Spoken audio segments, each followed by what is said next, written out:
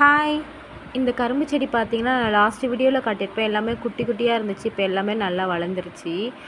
இந்த சைடில வந்து கொத்தவரங்காய் கொஞ்சம் போட்டிருந்தோம். அதில வந்து பார்த்தீங்கன்னா, நெறைய காய் இல்ல. ஆனா ஒரு 4, 5 காய் மட்டும் பறிக்கிறதுக்கு ஏத்த மாரி இருந்துச்சு. அத பறிச்சு வீட்டுக்கு வச்சுக்கிட்டேன். கத்திரிக்காய் கொஞ்சம் இருக்கு. அத பறிச்சுக்கலாம் அப்படின்னு சொல்லிட்டு, இந்த சைடு பார்த்தீங்கன்னா, இதெல்லாம் ஒரு ரோல தனியா போட்டிருக்கோம். அங்க நாட்டு கத்திரிக்காய்லாம் ஒரு சைடு தனியா போட்டிருக்கோம். இந்த பர்பிள் கலர், கிரீன் கத்திரிக்காய்லாம் மிக்ஸ் பண்ணி ஒரு இடத்துல போட்டிருக்கோம். இந்த கத்திரிக்காய் வந்து சாம்பார விட நமக்கு பொரியல் பண்ணவும் ஒரு மாதிரி தொக்கு மாதிரி பண்ணவும் தான் நல்லா டேஸ்ட்டாக இருக்குது. கரையுது, நல்லா ஈஸியாக கரையுது. தோல் பார்த்திங்கன்னா தனியாகவே பிரிஞ்சு வந்துடுது. நம்ம சாதா கத்திரிக்காயில் பண்ணுறத விட இந்த கத்திரிக்காயில் பண்ணால் நல்லா கரையுது காய் பண்ணும்போது. இங்கே வெயில் தாங்க முடியல. தம்பியும் அம்மாவும் அங்கே நிழல்ல நின்றுட்டுருக்காங்க. சீக்கிரமாக பறிச்சுட்டு போகலாம் அப்படின்ற மாதிரி பறிச்சிட்ருக்கேன். எப்பயுமே ஆனால் தோட்டத்துக்குள்ளே வந்தோடனே ஒரு மைண்டில் அவ்வளோ ரிலாக்ஸேஷனாக இருக்கும்.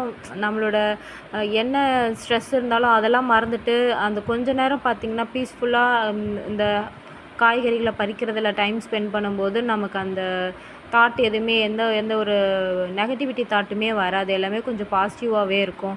அதுக்காகவே நான் அப்பப்போ இங்கே வருவேன் தோட்டத்துக்கு. அடுத்தது பார்த்திங்கன்னா, இந்த கொத்தவரங்காய் கொத்தவரங்காய் நிறையா இருந்துச்சு. கொஞ்சம் மட்டும் பறிச்சுக்கலாம் அப்படின்னு சொல்லிட்டு கொஞ்சம் மட்டும் தான் பறித்தேன். கொத்தவரங்காய் கொஞ்சம், வெண்டைக்காய் எல்லாமே ஹார்வெஸ்ட் பண்ணியாச்சு. இன்றைக்கி நிறைய இருந்தது. இன்றைக்கி சண்டேன்றதுனால கேன்டீன் இல்லை. ஸோ காய்கறிகளை பறித்து ஃப்ரிட்ஜில் வச்சுருவாங்க. நாளைக்கு கேன்டீனில் கொடுத்துருவாங்க. இந்த மாதிரி வீடியோஸ் பிடிக்குன்னா லைக்